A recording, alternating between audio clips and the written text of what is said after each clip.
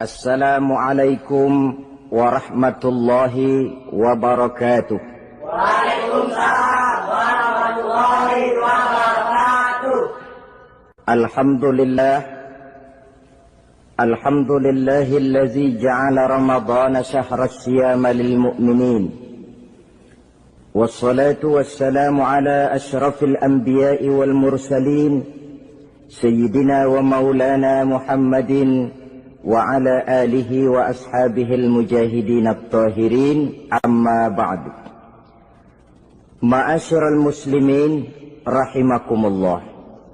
Ramadan dipilih oleh Allah menjadi bulan tempat di mana pertama kali diturunkan ayat-ayat suci Al-Qur'anul Karim.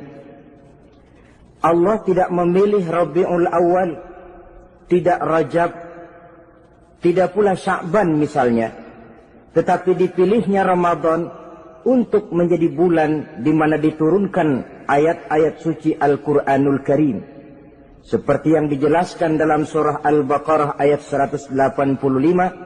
A'udzu billahi minasyaitonir rajim. Syahrul Ramadan allazi unzila fihi al-Qur'an hudan lin-nasi wa bayyinatin minal huda wal furqan. Bulan Ramadan, bulan di mana diturunkan di dalamnya Al-Qur'anul Karim yang merupakan petunjuk dan jalan menuju petunjuk bagi orang-orang yang beriman. Oleh sebab itu, salah satu bentuk ibadah yang sangat dianjurkan di bulan Ramadan diantaranya ialah memperbanyak membaca ayat-ayat suci Al-Qur'anul Karim. Sekali lagi di sini, percaya bukan hanya sekedar percaya saja, tetapi percaya lalu menjadikan Al-Quran itu sebagai pedoman hidup. Sebab memang Al-Quran itu adalah GBHM, garis-garis besar haluan muslim. Apa yang harus kita lakukan, apa yang harus tidak kita lakukan, bagaimana mestinya kita bertingkah laku dan berbuat, seluruhnya tercantum di dalam Al-Quranul Karim. Itu sebabnya ketika satu hari Aisyah ditanya bagaimana akhlak Rasul, beliau menjawab, kana Rasulullah sallallahu alaihi wasallam khuluquhul Quran. Akhlak daripada Rasulullah tidak lain adalah Al-Quran. Jawaban simpel ini memberikan gambaran bahwa keseluruhan daripada konsepsi Quran sudah diterjemahkan dalam kehidupan Rasulullah sallallahu alaihi wasallam.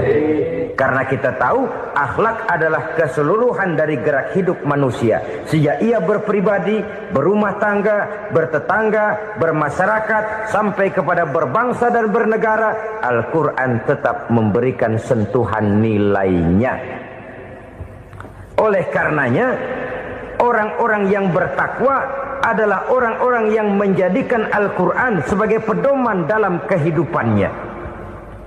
Dan kita yakini Al-Quran diturunkan kepada Nabi Muhammad bukan merupakan produk Nabi Muhammad. Isi dan redaksinya langsung dari Allah Subhanahu wa ta'ala. Kemudian cirinya yang kelima, orang bertakwa yang akan meraih kemenangan itu, wa ma unzila min qablika. Tidak hanya sekedar percaya kepada yang diturunkan terhadap Nabi Muhammad yaitu Al-Quran, mereka juga percaya kepada apa yang pernah diturunkan kepada para nabi, kepada para rasul sebelum Nabi Muhammad. Percaya kepada adanya suhuf, percaya kepada adanya Taurat, percaya kepada adanya Injil, percaya bahwa Allah dahulunya sudah menurunkan Taurat kepada Musa, percaya bahwa Allah sudah menurunkan Injil kepada Isa, percaya Injil ada, Taurat ada, diturunkan Allah untuk Isa dan Musa, tetapi tidak wajib mengamalkannya karena kita sudah diberikan Al-Quranul Karim. Ini yang perlu saya garis bawahi. Kita percaya Allah telah menurunkan Injil dahulu kepada Isa. Kita percaya bahwa Allah telah menurunkan Taurat dahulunya kepada Nabi Musa. Kadang-kadang ini dijadikan dalih, dikacaukan pengertiannya.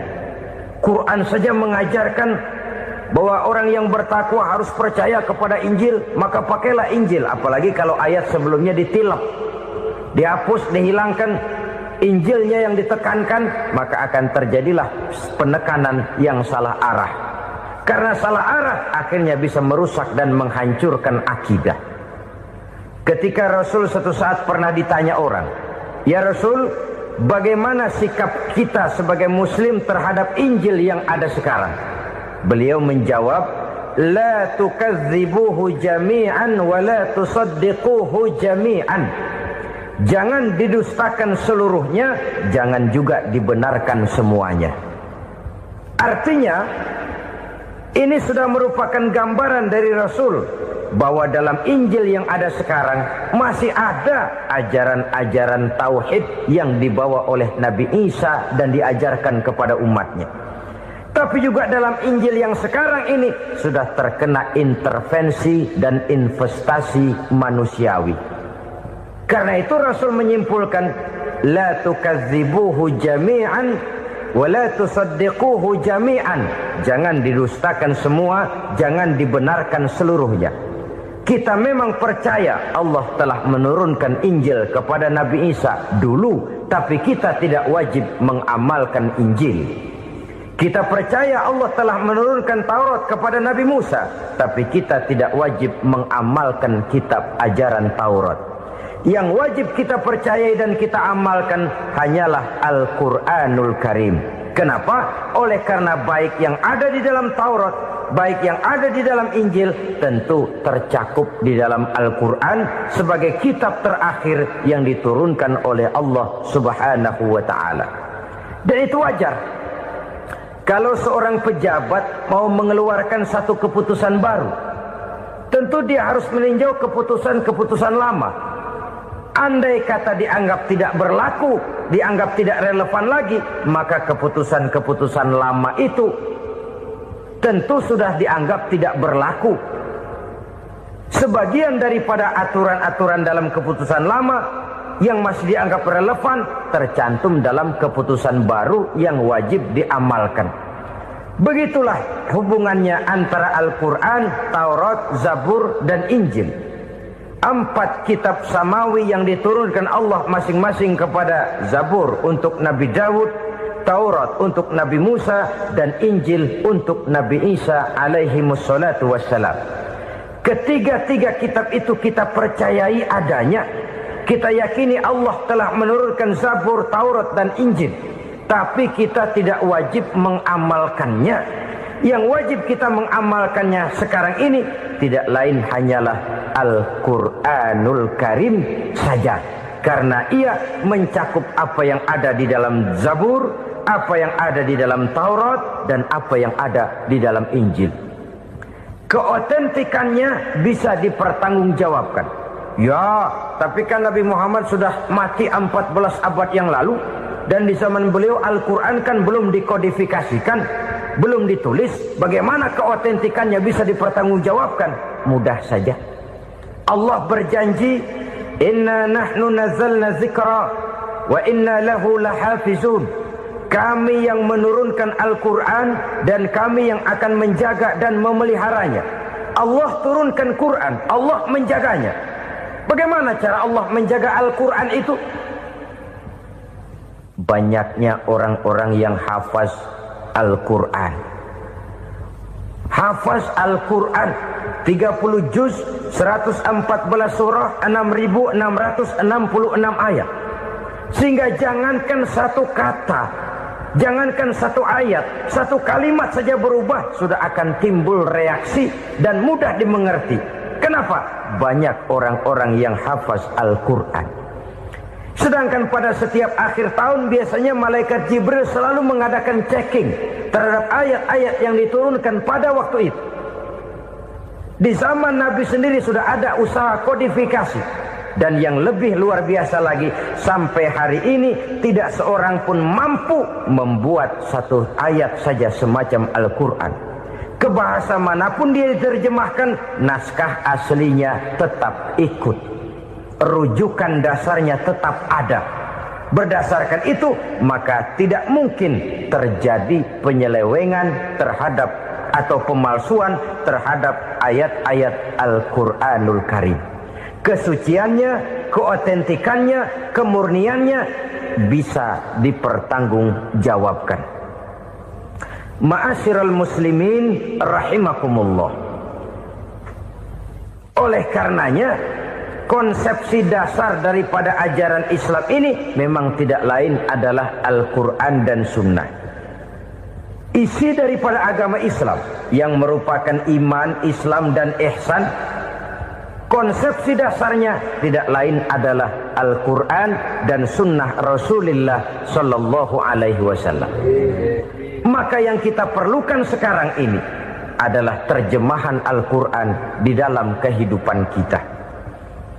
Dengan demikian, maka gaya kehidupan yang lebih Qurani itulah yang kita dambakan. Kita perlu memang terjemahan Quran dalam bahasa Inggris, dalam bahasa Belanda, dalam bahasa Jepang, tapi yang lebih kita perlukan adalah terjemahan Quran di dalam kehidupan kita.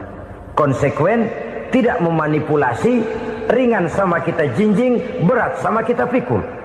Jangan kalau lempengan ayat Quran tuh kira-kira enak diamalin, keras teriakan kita. Giliran kira-kira ayat Quran itu mukul kepala kita sendiri, diam kita. Itu ciri yang pernah disindir Allah dalam awal-awal Baqarah juga. Ciri beragamanya orang yang munafik. Kullama adha'a lahum masyawfi, kata Allah. Wa iza azlama alaihim qamu. Apabila terang mereka jalan, apabila gelap mereka berhenti. Artinya, kalau kira-kira di Islam nguntungin, rame-rame pada teriak Islam.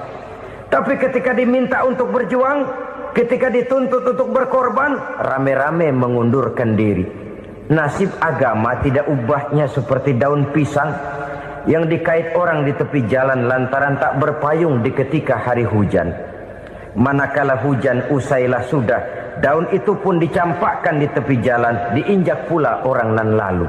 Artinya, orang menjadikan agama cuma sebagai lipstick, decoration only, tidak konsekuen. Hanya pada saat-saat kelihatannya Islam membawa keuntungan, rame-rame orang teriak-teriak tentang Islam. Tapi jikalau diminta berjuang, jikalau dituntut untuk berkorban, biasanya rame-rame juga mengundurkan diri.